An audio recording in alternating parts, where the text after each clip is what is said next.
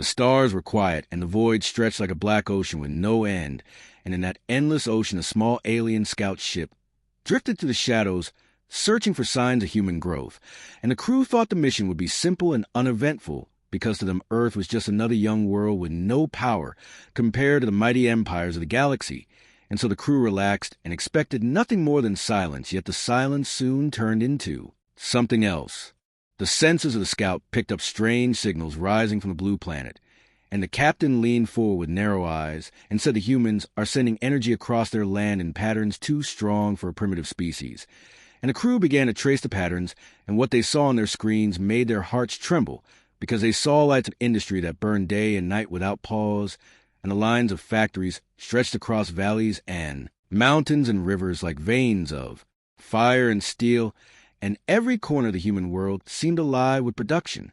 The crew did not understand at first, because the readings made no sense, and one officer whispered, "This cannot be real. No single planet can produce this much, not in this short time."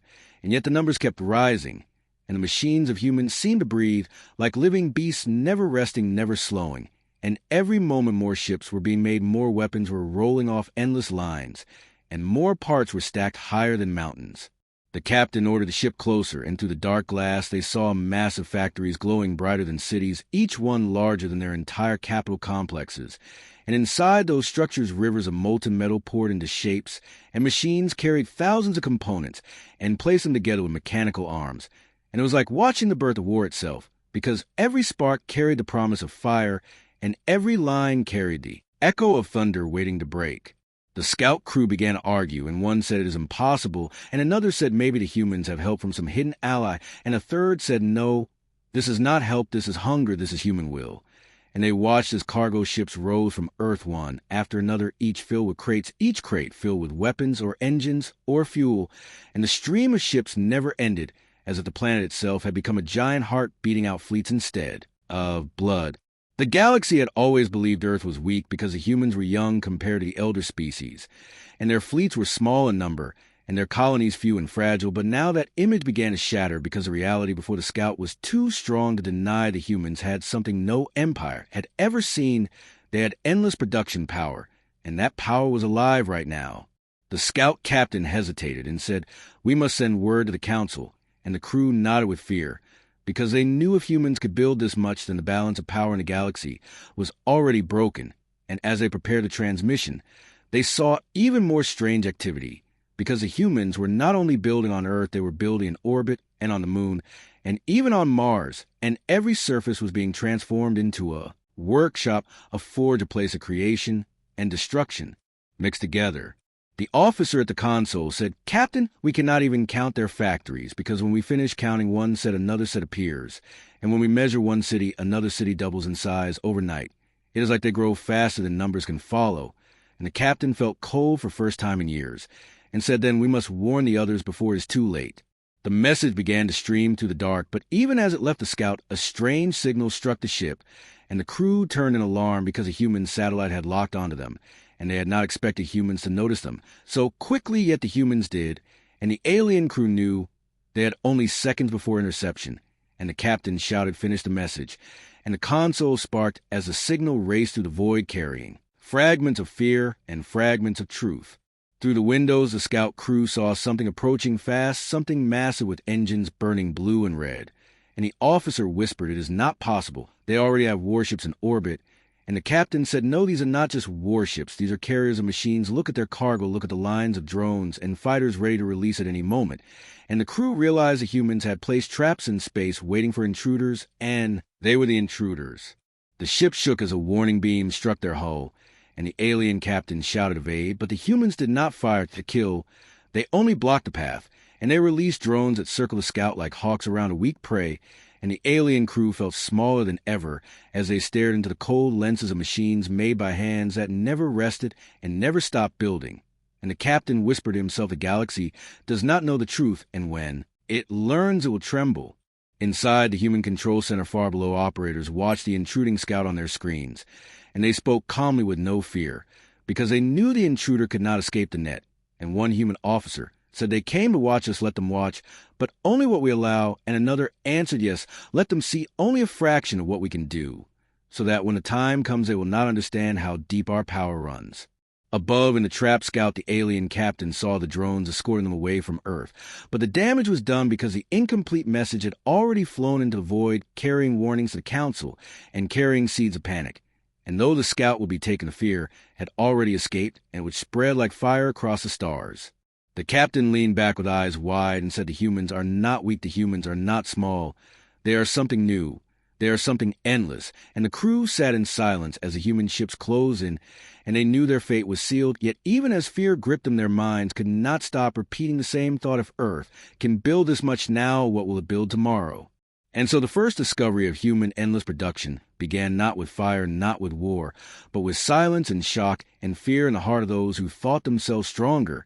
And as the alien scout fell under human control, the galaxy had already begun to change, though it did not yet know it. The great council chamber, the galactic core, stood like a monument of stone and crystal rising above the glowing city below, and within its wide walls the elders of countless species gathered in uneasy silence. And though they came from different worlds and different skies, each one carried the same heavy weight in their hearts, because the message from the scout had reached them, and the fragments of truth burned hotter than any star. The leader of the council, a being of ancient scale with eyes that glowed like molten silver, lifted his voice and said, "The scout speaks of impossible numbers of humans, cannot build at such speed no world, can forge fleets in months no young race, can outpace the old empires that have shaped the galaxy for ages. And yet the message shows rivers of fire, rivers of steel, rivers of ships climbing from their world, and we cannot ignore it." The chamber erupted with voices, some filled with anger, others with fear. And one delegate cried, "Humans are still children. They should not have this power. We cannot allow a young race to upset the balance that has lasted for centuries." And another shouted, "If the message is true, then balance is already broken." And every word echoed across the chamber until the sound became like thunder that shook the pillars of stone. Among them a small, quiet figure rose. It was a scholar from a world of knowledge and peace, and his voice carried not power but clarity. And he said, "You do not see what is before you. The humans do not rely on time, they rely on hunger. They are driven by something no machine can measure. Their need to create never ends. They do not sleep. They do not pause. Their history is written with tools and engines and fire and war. And now that same hunger is turned outward into the stars, and you are right to fear, because nothing stops such hunger." The delegates fell into silence, and in that silence the weight of the words pressed upon them. And though many still wished to deny the truth, they could not erase the image of endless factories burning like suns across Earth, nor could they forget the warning that even Mars and the moon had become foundries. And when one young voice asked, "What do we do?" the chamber held its breath. The elder leader spoke slowly and said, "If this is true, then we must decide now whether to confront humanity or to watch in the shadows. If we wait too long, the humans may grow beyond any hand to hold them. And if we strike too soon, we may face a storm of ships stronger than our own." And in that moment, the council knew it stood at a crossroads of fate. One path led to confrontation, the other to submission, and both paths carried fire. Far away in the shadows of the chamber sat spies and observers from lesser species, and they too whispered among themselves, for they had long lived under the rule of greater empires, and for the first time they wondered if humanity might become a shield for the weak or a hammer that crushes all. And in their hearts grew not only fear, but also hope, though hope itself is as dangerous as fear when it comes to power. While the council argued in the high chamber across the stars, fleets began to move quiet, orders were given, and ships slipped from ports. Cloaked and silent scouts were sent to every human outpost, every orbit, every moon, and the empires sought proof that could either ease their fear or confirm it, and each scout returned with the same truth: the humans were building and building and building without pause, without end, without mercy. The reports told of automated lines that stretched for miles, machines that worked without sleep, artificial minds that directed construction without rest, and human workers who labored with a fury that no alien could match.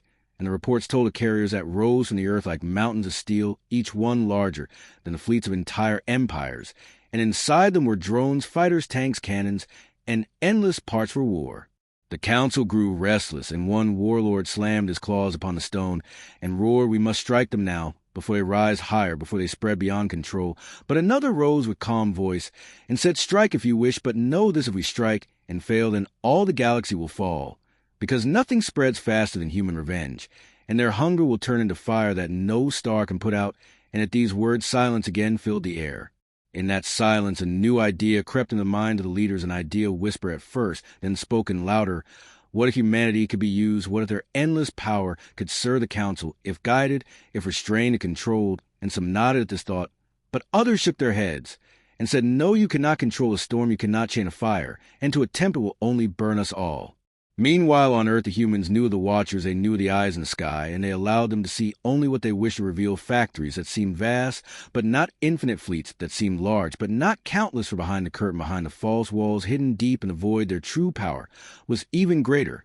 And their leaders spoke softly among themselves, saying, let them believe they know, let them fear, only half the truth, for half the truth is enough to break them, and when the time comes, the full truth will strike like thunder.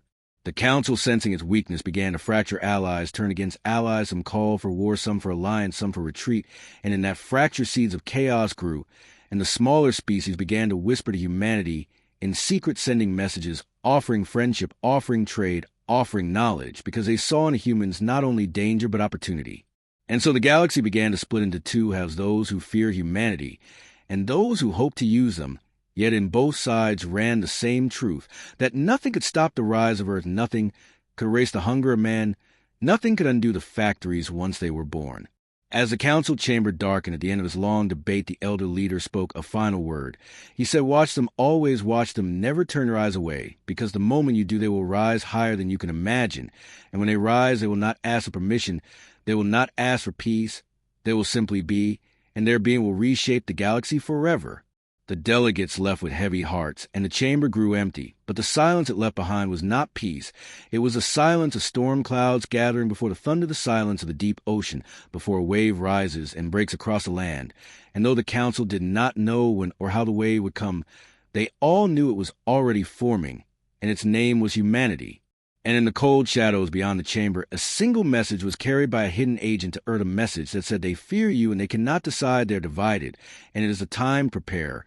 And when this message reached the hidden halls of human command, the leaders smiled with cold, calm eyes, because they had already prepared, and they had always known fear would guide the galaxy into their hands. The galaxy was still restless as word of human factories spread further and further, and every council chamber of alien leaders was filled with arguments and fear and whispered doubt. And in one such chamber, a group of alien rulers sat in a circle of cold silver chairs, and the light of 1,000 stars glowed above their heads in a giant dome, while voices rose and clashed like waves in an angry sea. And the subject was always the same: what do humans mean with such endless machines? One alien with long crystal skin slammed his hand against the table, and his voice cracked like glass as he declared that the humans were not building for peace, that no species would create factories so large unless they dreamed of endless war and conquest, and he warned that soon the human fleets would grow until no one could stop them, and the others around him shifted uneasily. Another alien with soft green fur and wide golden eyes tried to calm the room, and said that perhaps humans only wish to rebuild their homeworlds and feed their people and share trade with the galaxy. And she begged them not to act in haste, for fear often makes enemies where none exist. And still the crystal being shouted louder. In the corner, a silent figure watched and spoke, at last his body thin and his voice quiet. Yet all listened, for he was old and wise, and his words often carried weight. And he said that no matter the reason behind the factory's one truth, stood clear no other race had ever shown such power to create without pause, and this power alone would shape the galaxy, whether humans willed it or not. While the council argued, the humans themselves moved calmly, their ships carrying supplies from one star to another, their machines expanding across empty moons, turning barren rocks into busy centers filled with shining towers and humming engines, and still the flow never stopped like rivers that only grew wider with each passing day. In deep space, an alien scout ship drifted silent as it watched a human convoy, and the crew could not believe their eyes, for the convoy stretched further than their senses could measure, and every ship carried metal and fuel and strange devices. And the aliens whispered that such movement was not possible, yet here it was, and one of them said in fear that the convoy looked like a wave ready to flood the galaxy itself. The captain of that small scout knew their report would bring panic to their homeworld, yet duty demanded they send the truth, and so a signal was dispatched across light years, carrying words that would shake many governments, and already in hidden corners spies traded secrets about human production, trying to learn how so much could be built so fast. Back on Earth, the humans were not blind to alien eyes upon them, yet they did not slow. They knew that every movement was noted and every factory measured, yet still they pushed forward, because for them survival meant never again being weak before any foe, and every worker and soldier knew this truth as they labored under skies of smoke and fire with determination carved deep into their hearts. Among the human fleet, a commander stood on the bridge of a massive ship, watching lines of drones moving with perfect order around his vessel, and he thought about the whispers he had heard of alien fear, and he smiled with no joy, for he understood that fear was both shield and weapon, and if the galaxy trembled, then perhaps humanity was finally safe, yet he also knew fear can turn allies into enemies. In another corner of the stars, a group of alien smugglers boasted they had stolen small pieces of human technology, and they offered these for trade at a secret market hidden inside an asteroid, and buyers from many species came desperate for answers. But when they touched the strange metal and strange tools, they realized they could not copy them, for the design was too alien, too efficient, too precise, and some left in awe while others left in terror. Soon rumors spread even faster than truth. Rumors that human factories were alive like machines that built themselves, and rumors that human workers never slept, and rumors that Earth itself had become a single machine planet glowing brighter than suns. And each rumor grew with retelling until fear became myth and myth became nightmare. The galaxy began to divide. Some argued humans must be stopped before their production swallowed every star, while others said humans must be befriended before that power turned hostile, and alliances cracked, and plans of war and peace mixed together. Like storm clouds gathering at the edge of night, and in the middle of it all humanity kept working silently with engines that never rested. At the end of this part, the old alien from the council stood alone on a balcony, staring at the stars, and he whispered to himself that he had lived many cycles and seen many empires rise and fall, but never had he seen a race that could forge such endless creation. And he feared not for his own people, but for the balance of the galaxy itself, for when one hand holds so much power, all others must choose to bow or to break. The galaxy had always believed that strength was measured in the size of fleets, the weight of armies, and the power of weapons, and for ages the great empires had held this balance through fear and tradition. But now whispers spread through every star system, whispers that told of humanity building ships faster than any world could count. And though the council tried to silence such whispers, they spread like fire across dry fields. On the dark edge of Earth's system, a quiet shadow moved across the void. It was not a single ship, but a wall of ships hidden under layers of silence, each vessel cloaked by fields that bent light and swallowed sound. And within these ships men and women walked the halls with eyes filled with purpose, their voices low, their hands steady, because they knew the truth that the galaxy was watching and waiting. But humanity would not wait. Humanity would strike when the moment came. Inside the largest of these hidden carriers, a command chamber glowed with faint light, and screens flickered with endless streams of numbers, and one voice spoke. We have reached the stage where concealment is no longer enough. We must prepare to reveal. And another answered, not yet, not while the council still fights among itself. Let them divide, let them weaken. We will rise when they are blind with doubt and fear. And the voices agreed with cold certainty. On distant worlds, alien scouts sent their reports with trembling words. They spoke of shipyards on Earth stretching farther than the eye could see. They spoke of the moon hollowed out and filled with engines and factories. They spoke of Mars' red deserts burning with fire as machines carved valleys into foundries. And they spoke of a belt of asteroids mined by endless drones stripped bare of stone and turned into rivers of metal. And each report carried the same warning: humanity was not slowing. Humanity was growing faster each day. The council received these reports, and the chamber shook again with arguments. Some cried, humanity is a storm we must break before it consumes us. Others cried, no, the storm can be guided. We must chain them to us with treaties and bargains. But in truth none trusted the other, and their fear only grew stronger, and the fracture between empires deepened with every passing hour.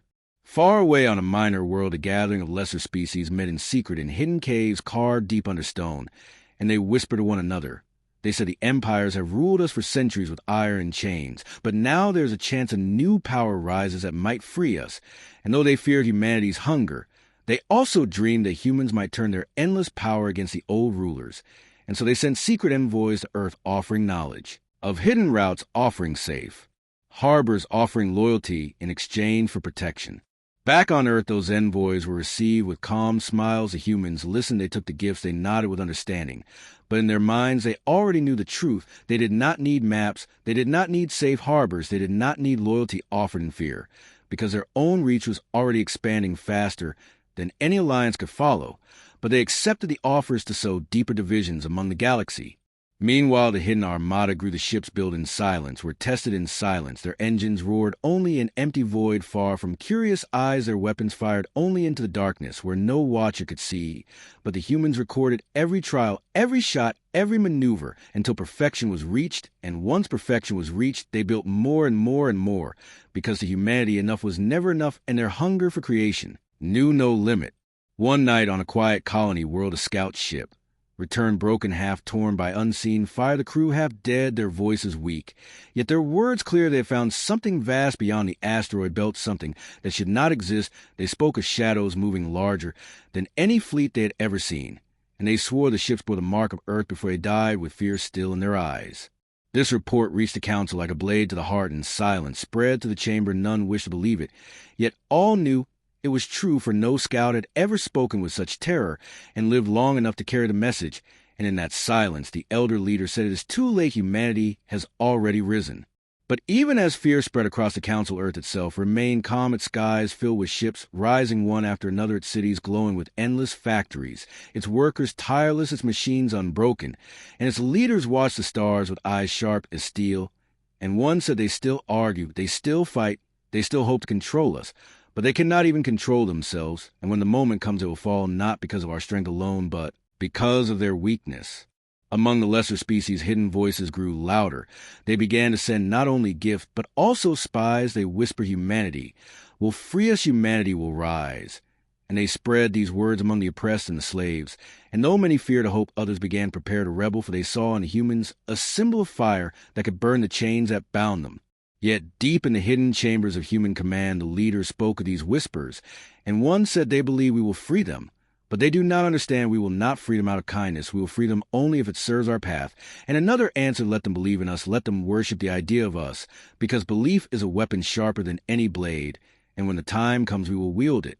And so the hidden armada grew day by day. The humans poured metal fire and thought into vessels that no eye had ever seen, and each ship carried more power than the last. And each weapon was designed not for balance, but for overwhelming force, because humanity did not believe in balance, they believed only in victory.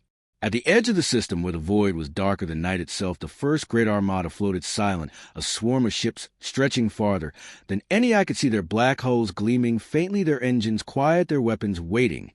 And in that silence the humans prepared the final step, not to hide, but to reveal, not to whisper, but to roar, not to wait, but to strike. And when the first signal reached the hidden fleet, every screen on every ship lit with a single word that echoed through every chamber, and every heart the word was ready. The galaxy had grown restless for months. Fleets of scouts and traders whispered strange traffic lines stretching across the stars, and every whisper carried the same warning that humanity had unleashed something far greater than anyone had expected. The endless convoys of ships moved without pause like rivers of steel flowing to the black sea of space. And those who dared to watch from afar felt a deep shiver in their bones, for they knew such numbers could only mean one thing, that humanity had found a way to build without end and to build without fear. Alien councils gathered in secret chambers, arguing with voices that cracked from worry. One leader shouted that the humans must be stopped before it was too late, while another argued that perhaps the humans were bluffing and showing empty hulls with no weapons. But no one could deny the reports that arrived, daily reports that told of convoys made of thousands upon thousands of ships, each carrying containers filled with machines, tools, and supplies, every piece ready for war.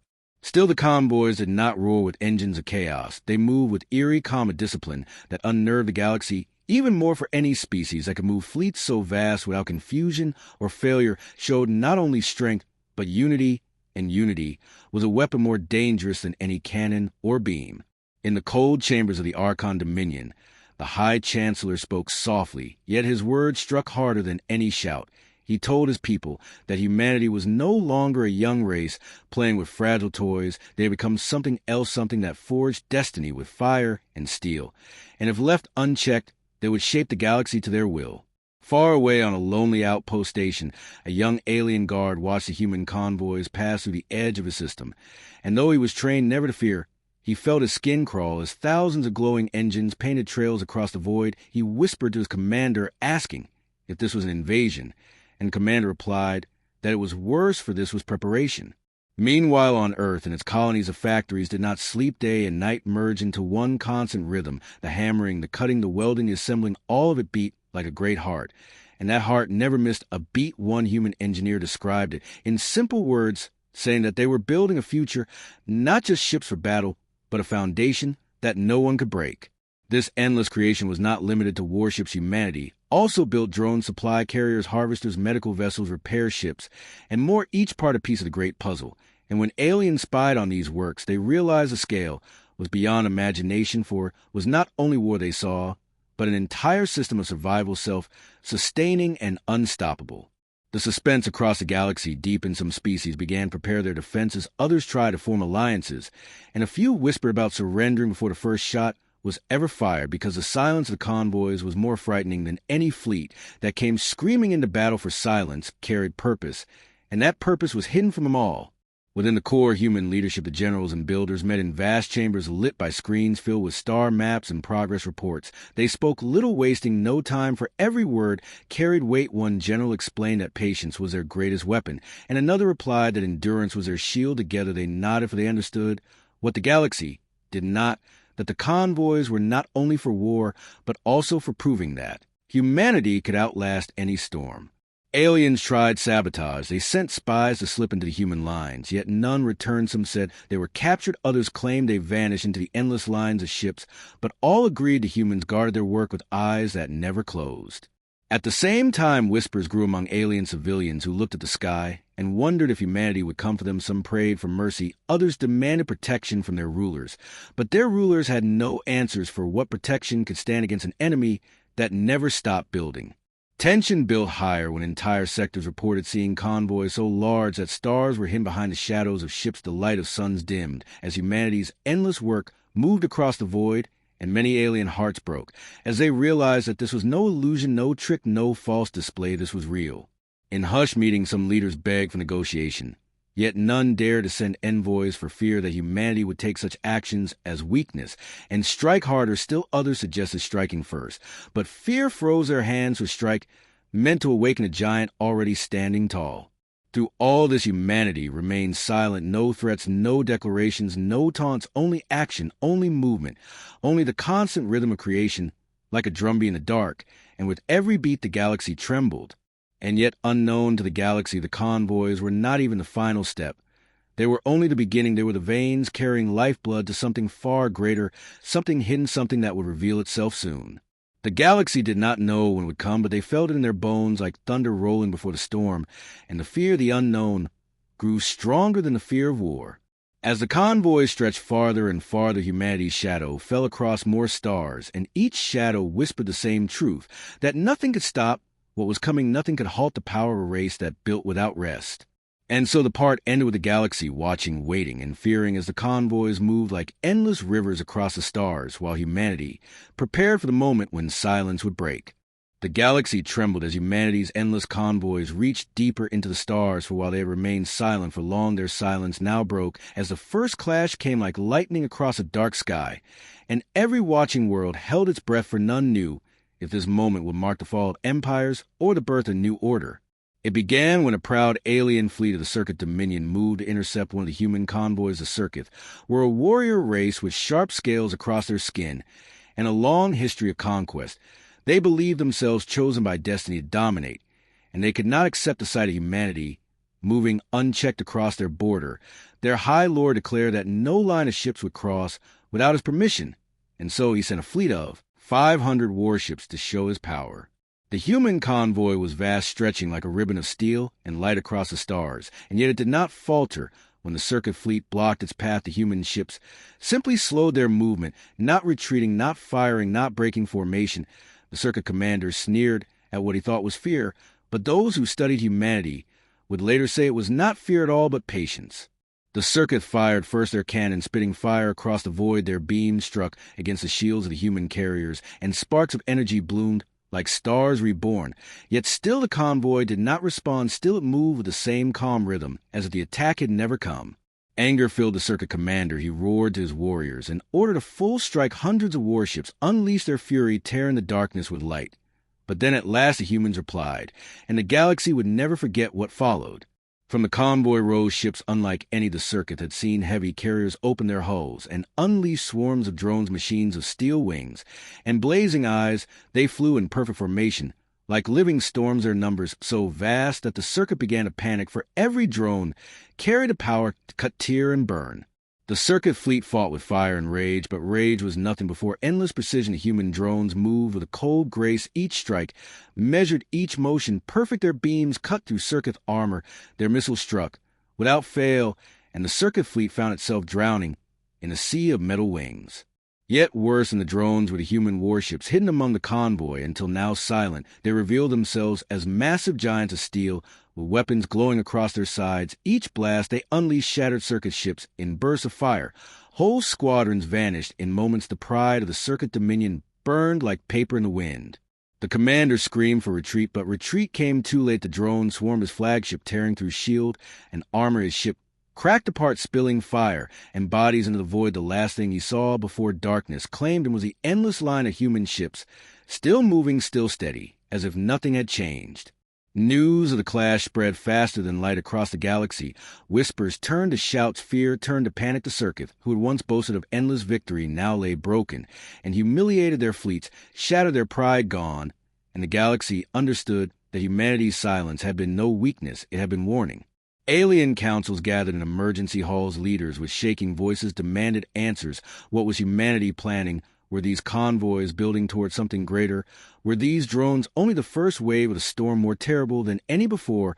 But no answers came, for humanity spoke nothing. Humanity kept building, humanity kept moving, and the silence grew heavier with every passing day. Among the common people across the stars, rumors grew. Some claimed that humanity was preparing to enslave the galaxy. Others believed they sought to destroy it. Still others whispered that humanity had no desire for conquest at all, but simply built to ensure no one could ever threaten them again. Whatever the truth, none could deny the fear, for even the bravest hearts trembled when they imagined endless drones, endless ships, endless creation, without rest, without pause, without end. Meanwhile, on Earth and its colonies, the people celebrated not with parades, not with cheers, but with quiet determination. They knew the clash was only the beginning. They knew greater storms were coming. And so the factories roared louder than ever. The forges burned brighter. The workers moved faster. The heartbeat of creation echoed stronger and stronger until the galaxy itself seemed to shake from its rhythm. The Circuit Dominion tried to rebuild their fleets, yet each attempt faltered, for they lacked the speed and the numbers. Their yards could not match the rivers of steel that poured from humanity's worlds. Their workers could not endure as human workers endured. Their leaders could not unite as humanity united. And so fear began to eat at them from within, tearing their proud empire apart piece by piece. And still the convoys moved. They crossed borders. They reached new stars. They shadowed suns with their numbers. And every fleet that watched from afar chose not to strike, for they had seen the fate of the circuit. They had seen the storm of drones. They had seen the giant of steel, and they dared not follow the same path. But some whispered that other empires would not stay silent forever.